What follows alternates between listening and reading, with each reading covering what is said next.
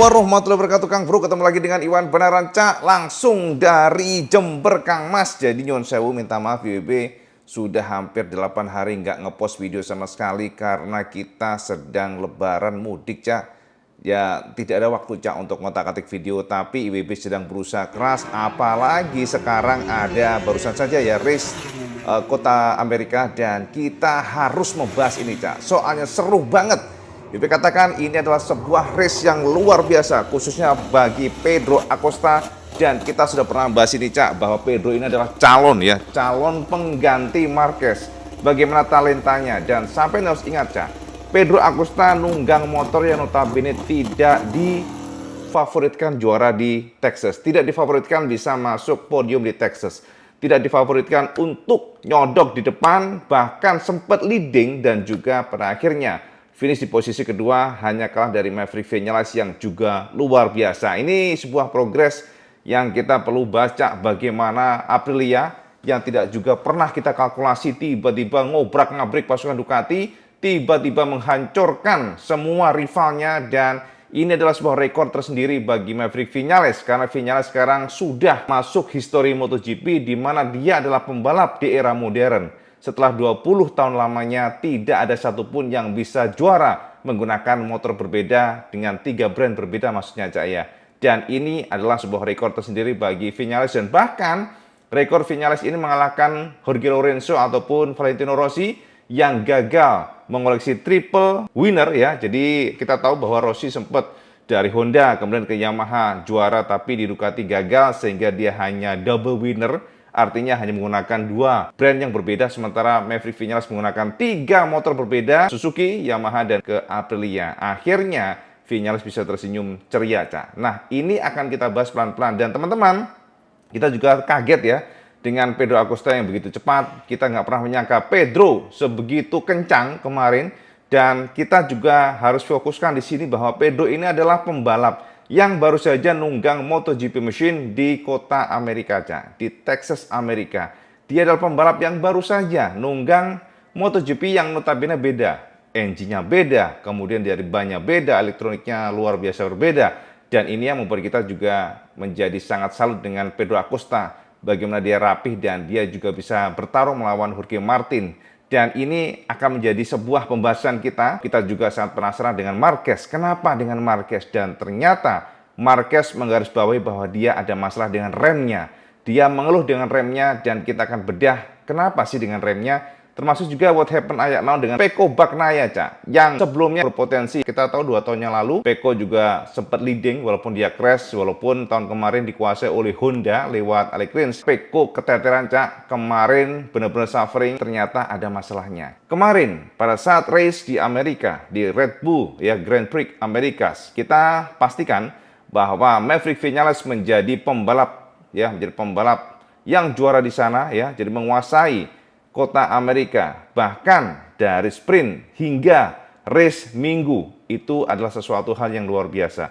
Kita lihat Maverick Vinales di sini menjadi pembalap yang berhasil mengalahkan para tim yang sudah established seperti Ducati yang difavoritkan juara di sini. Ternyata Vinales akhirnya juara, disusul Pedro Acosta yang juga luar biasa. Kemudian ketiga adalah Enea Bastianini, lalu keempat Jorge Martin, kelima Pecco Bagnaia yang mengeluh ya ada sesuatu dengan motornya, kemudian keenam Fabio Di Giannantonio, dan ketujuh Alex Spargaro, 8 Marco Bezzecchi, 9 Brad Binder, 10 Raul Fernandez, 11 Miguel Oliveira, 12 Fabio Quartararo, yang praktis membuat Fabio ini menjadi pembalap Jepang, maksudnya pembalap pabrikan Jepang, Cak, yang terbaiknya ya, jadi yang terbaik finish dengan posisi 12. Dan kita sedih sekali, Cak, dengan pabrikan Jepang ini begitu sangat suffering.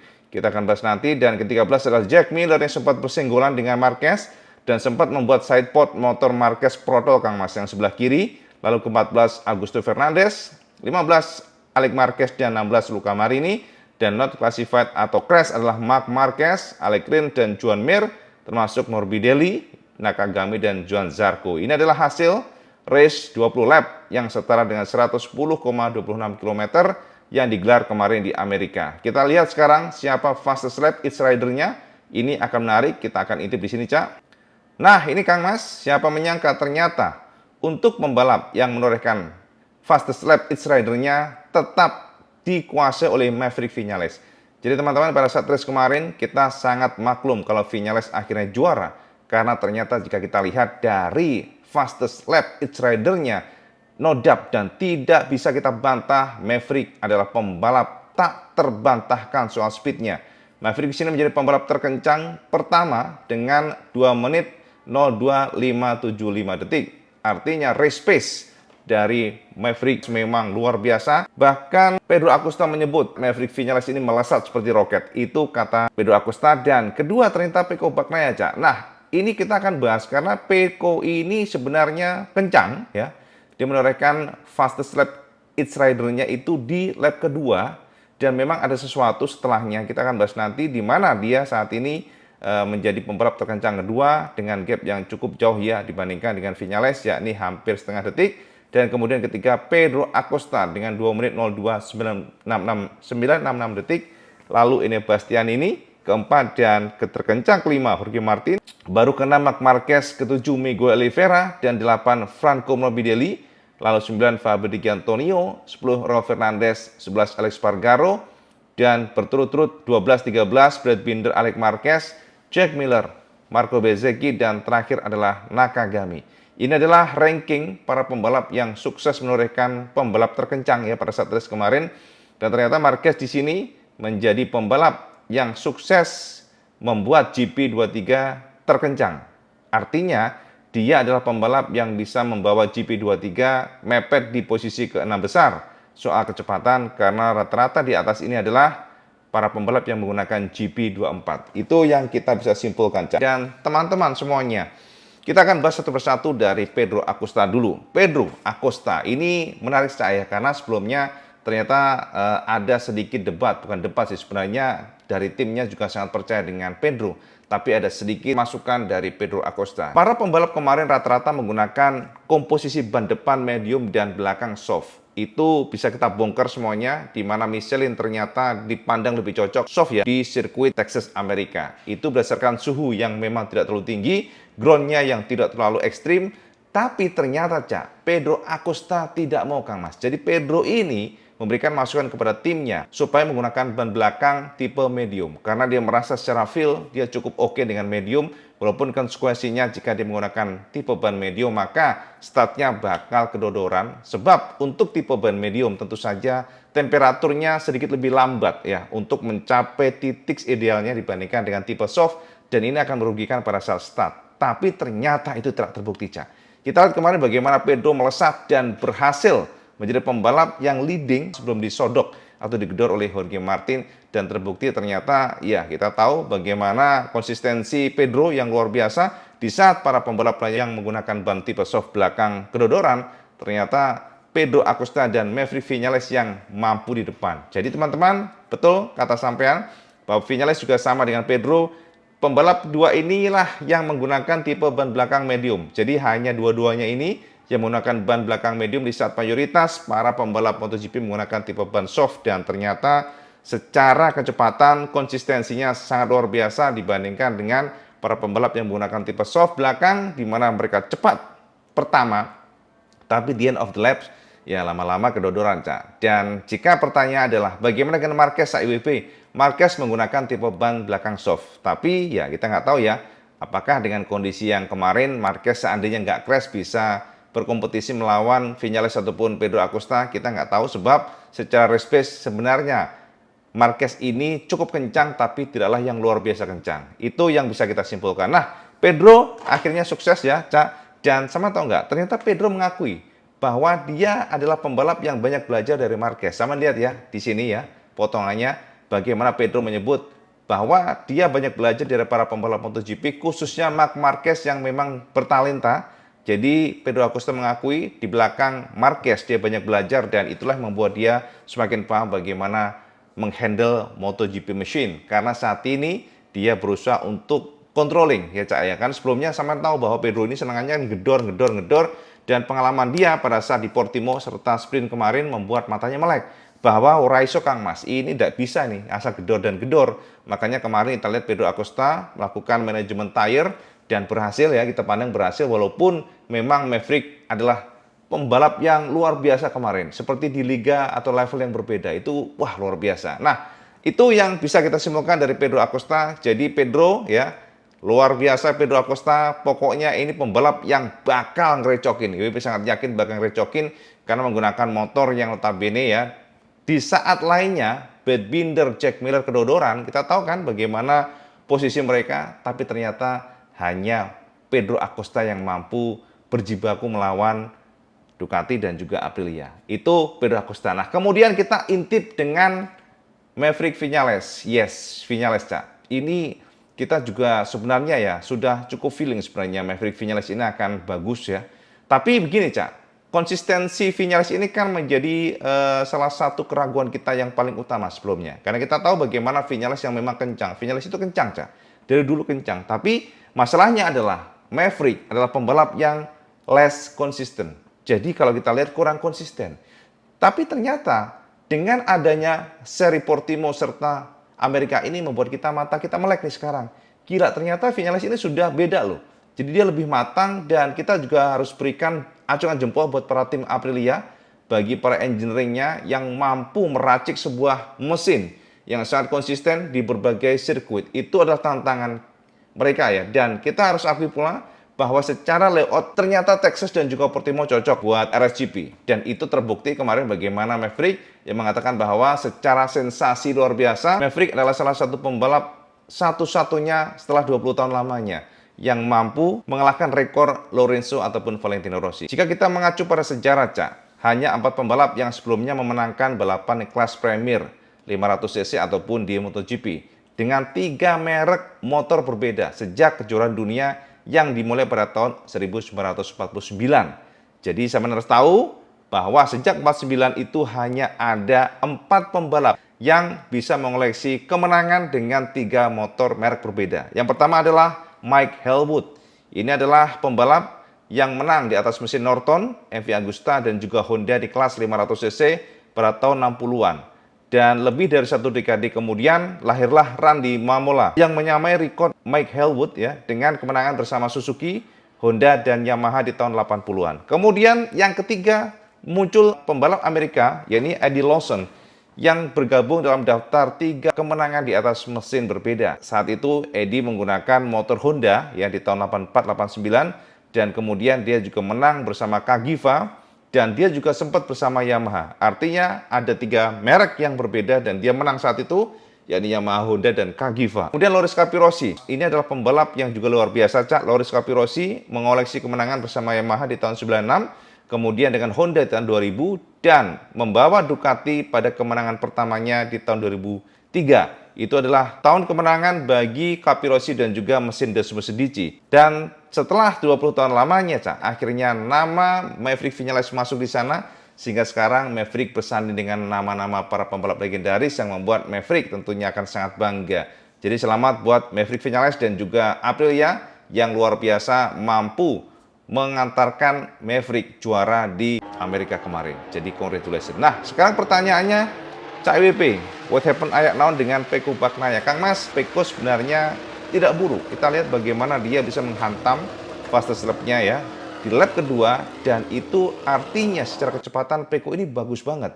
Akan tetapi ternyata, Cak, menurut konfirmasi Pecco, dia ada problem dengan motornya. Jadi dia merasakan ada masalah dengan GP24 setelah pada lap ke-6 dan itu dikonfirmasi Pecco dan membuat kecepatan Pecco langsung drop. Konfirmasi kita dapatkan, Pecco mengeluh bahwa setelah lap ke-6 ternyata dia merasa ada cetring. Nah ini lagi, Cak, cetring mana Kang Mas. Dan cetring atau getaran di ban belakang ini membuat kecepatan motor tidak bisa di-push banget. Dan cetring ini muncul pada saat dia belok ke kiri.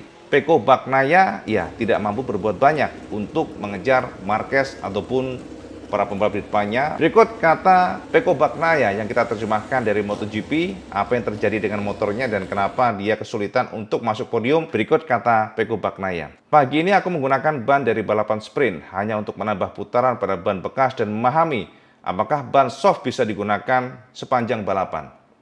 Dan menurutku itu adalah pilihan yang tepat. Balapanku dimulai dengan baik, aku merasa baik. Aku berpikir sebelum lap 6 bahwa aku mampu berjuang untuk meraih kemenangan atau podium. Tapi setelah itu, aku merasakan cetring.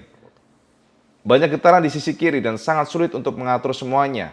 Kami harus memahami situasinya dan menyelesaikan masalah ini karena kondisi tersebut sangat sulit. Situasinya mirip sekali dengan tahun 2022. Ketika di awal musim, aku harus balapan di posisi bertahan. Namun aku percaya pada tim bahwa kami akan menyelesaikan masalah dan berjuang untuk menjadi yang teratas lagi. Itu kata Pecco Bagnaia. Jadi teman-teman, memang selain dari pemilihan ban yang menggunakan tipe soft itu kemarin tidak terlalu tajam ya, kecuali Marquez yang sempat leading walaupun dia crash.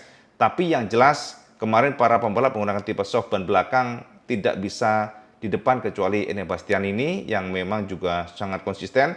Dan Enea kemarin adalah pembalap yang cukup beruntung, Cak, karena nggak harus berjibaku, tidak harus bertarung ya. Kita lihat Martin kehabisan ban karena dia bertarung melawan Pedro Acosta ya. Beberapa kali dia sempat overtake pula Marquez dan ini membuat ban belakangnya akhirnya habis. Sementara untuk Enea Bastianini dia lebih cenderung aman, dia memanage bannya dengan baik sehingga pada lap-lap akhir dia mampu overtake Bagnaia dan pada akhirnya dia juga mampu finish di posisi ketiga. Sementara itu, apa yang terjadi dengan Marc Marquez? Nah, Kang Mas, Marquez ini jika kita lihat secara detail, suka nggak suka, memang kita harus akui bahwa Marquez beberapa kali sempat ada insiden. Jadi dia sempat dihantam ya, masuk dalam lingkaran kekacauan MotoGP saat start kemarin, sehingga dia sempat drop ke belakang. Dan juga dia sempat dihantam oleh Jack Miller, sama saya intip di sini gambarnya, bagaimana ternyata Jack Miller yang memaksa Marquez sedikit melebar ke kanan, tapi celakanya adalah ternyata Jack Miller tidak hanya memaksa Marquez sedikit melebar ke atas dan hampir jatuh, tapi ternyata benturan tersebut membuat sidepod dari Ducati GP23 Marquez protol, Kang Mas. Jadi ini adalah sebuah kondisi di mana secara aerodinamika seharusnya terganggu, tapi ya kita nggak nyangka juga sih Marquez masih bisa mengejar bahkan leading kemarin. Jadi secara teori, Cak, ketika sidepod atau aerodinamika samping ya, yang satunya itu protol ya, seharusnya secara kestabilan motor bakal ada perbedaan, jadi akan terganggu seharusnya. Makanya komentator MotoGP juga sempat memberikan penekanan bahwa ini akan sulit bagi Marquez, akan tetapi ternyata Marquez justru dengan protolnya sidepod tetap bisa menyerang Pedro Acosta dan bahkan leading, tapi ternyata itu dia, Cak, yang apes. Kita pasti penasaran, apakah memang setelah overtake Pedro Acosta Marquez grogi? Apakah Marquez terlalu nge-push langsung ya, terlalu nge-push gara-gara ada Pedro Acosta di sana? Ternyata konfirmasi dari Marquez yang kita dapatkan dari MotoGP tidak, Cak. Jadi konfirmasi Marquez sebenarnya pada pertengahan race itu dia merasa ada sesuatu yang berbeda, ada something wrong dengan brakingnya, ada sesuatu masalah dengan pengeremannya. Ketika dia menarik tuas rem, Cak, dia merasa bahwa secara respon untuk kalipernya, untuk pengeremannya itu berbeda, jadi nggak solid, itu kata Marquez. Akan tetapi ternyata harapannya dia setelah dia overtake Pedro Acosta maka motornya akan membaik, nggak terbukti, Cak. Sebab setelah dia nge-push, nyalip, kemudian dia mencoba untuk ngerem, nah ini yang menjadi masalah. Sebab Marquez merasakan justru makin parah dan dia harus memompa 3 kali untuk mendapatkan respon yang diinginkan. Jadi kayak ini, Cak, pada saat dia ngerem kan, kalau ngerem sama pakai motor kan sekali cek itu langsung dapet tuh. Tapi Marquez merasakan ada sedikit kosong, sehingga dia memompa 3 kali dan ternyata itu membuat dia terlalu overspeed dan dia nginjak aspal yang notabene memang agak kotor itu ya, konfirmasi kita dapatkan. Jadi ya udahlah, crash. Dan berikut kata Marquez yang kita sudah terjemahkan dari MotoGP, kenapa dia crash, dan di sisi lain dia juga happy sebab ternyata respon yang diberikan oleh motornya dan dia merasa semakin lama dia semakin paham dengan GP23. Berikut kata Marquez, kami perlu mengambil sisi positifnya. Kami bertarung di grup teratas, kami mencoba memimpin race. Namun sayangnya feelingku hari ini bukanlah yang terbaik. Sebab kami memiliki masalah dengan rem depan. Ada yang aneh dengan remku.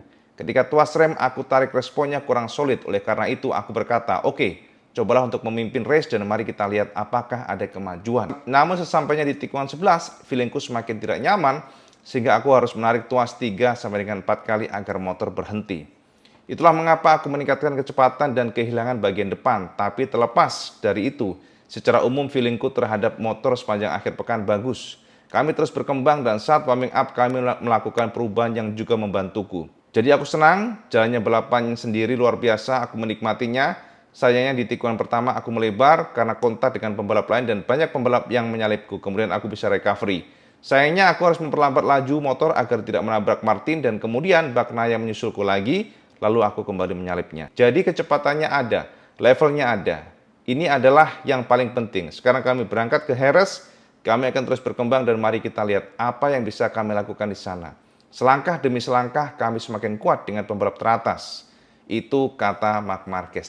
Jadi bisa sampai tahu ya sekarang ya, konfirmasi Marquez sendiri bahwa ternyata dia ada problem dengan remnya, sehingga pada saat dia ngocok 3-4 kali untuk mendapatkan braking, responnya maksudnya ternyata motornya sudah terlalu overspeed dan akhirnya dia nginjak aspal kotor sehingga langsung lost traction ban depan. Itu kata Marquez. Jadi teman-teman, sekarang kita lihat saja seperti apa sepak terjang Marquez, karena secara kecepatan ini pembalap memang semakin dapat dan kita harus akui lah sebab bagaimanapun pembalap yang sudah 8 tahun lamanya nunggang sebuah brand lain, tiba-tiba di tahun ini dia menggunakan motor yang berbeda, tentu butuh adaptasi. Dan Marquez sendiri doang yang bisa maju ke depan dengan GP23, karena Fabio Di Giannantonio pun yang finish di posisi ke-6 ya cukup jauh ya gapnya dibandingkan dengan pembalap yang di depan. Jadi kita harus berikan acungan jempol dan juga kita berikan acungan super jempol buat Maverick Vinales pastinya, termasuk Pedro Acosta yang IWB juga nggak sabar di sana supaya Pedro bisa juara. Dan teman-teman, kalau kita ngomong Pedro Acosta, kadang-kadang IWB berpikir dengan Honda ini, bagaimana dengan Honda, Jadi ya sekali lagi, bagaimana bisa Honda kok miss ya seorang pembalap yang bertalenta luar biasa, tapi terlepas dari pantauan Honda. Itu yang kita sayangkan sekali. Artinya penjenjangan Honda di tangan Alberto Puig juga gagal total. Itu aja. Kita harus tekankan di sana bahwa Puig adalah problem dari HRC. Dan terbukti bagaimana Johann Zarco yang kemarin juga crash. Zarco merasakan catering pula, jadi itu konfirmasi Zarco. Jadi dia catering getaran bagian belakang. Termasuk juga Joan Mir yang ngeluh di bagian catering, jadi ada getaran pula. Jadi mirip Ducati untuk yang RCV yang terbaru ini. Sementara pembalap lainnya ya udah gedobos Karena kita lihat bagaimanapun Honda nggak memiliki pembalap yang bertalenta. Luca Marini ya biasa aja sih dari kacamata kita. Kemudian Zarco juga sama, sudah terlalu tua. Kemudian juga Joan Mir ya, Joan Mir juara dunia karena dia konsisten doang aja. Bukanlah pembalap yang menonjol banget, enggak crash. Dan ya terus saja secara poin memang dia menang, tapi secara skill untuk benar-benar menggedor, konsisten, mendominasi itu enggak. Kita nggak dapatkan. Dan terakhir Nakagami. Pembalap Honda semuanya yang sekarang ini dipegang oleh Honda ya bukanlah pembalap yang nomor 1. Bukanlah pembalap yang first layer ya. Kalau kita lihat tuh bukan. Makanya dengan adanya Pedro Acosta, IWB sampai geleng-geleng gila ya. Sekelas Honda yang pabrikannya besar sekali, uangnya besar, uangnya banyak, memiliki tim yang banyak banget SDM-nya. Jadi teman-teman kalau kita menggali mengenai HRC, sama harus tahu bahwa secara tim ini adalah tim MotoGP yang luar biasa besar dibandingkan dengan tim lain. Timnya luar biasa besar, sangat terstruktur dan sangat jelas semuanya. Tapi gagal, Ini gara-gara ya Alberto Puig, itu yang IWB katakan ditekankan. Puig dan Puig itu masalahnya. Makanya IWB heran kenapa sih Puig malah dipertahankan oleh Honda? Kenapa Puig masih tetap bercokol di sana? Seharusnya mencari bos manajer MotoGP yang lebih jeli, radarnya kuat, karena kuncinya Puig untuk mencari pembalap. Jadi kuncinya Puig baru nanti akan dipropos ke pusat Jepang. Itu sih secara prosedur MotoGP-nya. Jadi bos racingnya demikian. Nah, ternyata di luar daripada Puig, ini adalah sebuah kabar yang juga membuat kita sedih karena dapat konfirmasi bahwa justru bukan Puig yang hilang, tapi dari Yamaha sendiri kita konfirmasi bahwa Lin Jarvis per tahun ini memberikan konfirmasi akan meninggalkan Yamaha, akan mundur dari Yamaha, akan pensiun dari Yamaha. Yang membuat kita kaget sebab harapan kita justru Puig yang hilang, sekarang malah jadi Jarvis yang hilang. Jadi teman-teman, Jarvis ini adalah seorang yang luar biasa di Yamaha. Dia sudah mengabdi pada Yamaha Racing dari tahun 99, pengen aja. Dia juga salah satu sosok yang berjasa membawa Valentino Rossi ke Yamaha bersama David Brivio. Jadi dua orang ini yang dulu ya sangat memiliki semangat luar biasa, juru kunci lah ya untuk mencari pembalap-pembalap hebat. Dan Lin Jarvis pula yang akhirnya menguasai MotoGP bersama Lin Jarvis maksudnya ya. Di bawah payung Lin Jarvis, Valentino Rossi, Lorenzo, pembalap-pembalap yang luar biasa menguasai MotoGP beberapa tahun lamanya ya bersama Yamaha, dan sekarang dikonfirmasi per tahun ini adalah tahun terakhir dari Jarvis. Memang Cak, Lin Jarvis tidak memberikan konfirmasi dia mau kemana. Dia hanya ingin santai aja di rumah sementara ini. Sebab dia merasa sudah terlalu tua, dia merasa sudah capek. Soalnya dia sekarang berusia 66 tahun Cak. Jadi dia ingin istirahat, dia ingin retired bahasanya. Dia ingin menikmati hidupnya. Jadi nggak berpikir racing dulu. Jadi dia memberikan konfirmasi bahwa di tahun 2024 adalah tahun terakhirnya bersama Yamaha. Dan rumornya memang akan ada penggantinya Cak. Pokoknya dia adalah sosok orang Eropa ya, bukan orang Jepang yang saat ini memegang di Eropa, Yamaha Eropa maksudnya Cak ya. Jadi gitu Kang Mas ya, semoga mencerahkan dan memberikan gambaran ke semuanya seperti apa kondisinya, dan teman-teman semuanya kita lihat saja seperti apa nanti pada race berikutnya. Ibu sangat penasaran dengan Pedro Acosta, Ibu juga penasaran dengan Marquez, apakah Marquez ini akan bangkit lagi, karena sekarang dengan kondisi sekarang ya saat ini ya, Marquez anjlok di posisi ke-9 secara klasemen sementara, 8 apa 9 ya, sekitar itu, dengan gap sekitar 44 poin dibandingkan dengan Martin. Jadi cukup jauh, makanya kita lihat seperti apa usaha dari Marquez dan juga Pecco Bagnaia yang menuntut lah bahasanya Cak, kasarnya ya, supaya tim Ducati memecahkan problem dengan chatroom. Sejauh ini chatroom tidak dikeluhkan oleh Martin. Martin nggak memberikan konfirmasi apapun tentang chatroom, tapi hanya Pecco Bagnaia. Jadi walaupun sama-sama GP24, ternyata getaran ini nggak selalu muncul, Cak. Mungkin itu yang menjadi masalah dan sekarang masih dicari solusinya. Itu Cak ya, konfirmasi IWB bersama semuanya, semoga mencerahkan. Kalau sampean suka video ini, semua like, share, dan subscribe. Oh, jadi Cak, sampean sholat 5 waktu karena itu yang paling penting. Assalamualaikum warahmatullahi wabarakatuh. Salam Skandus.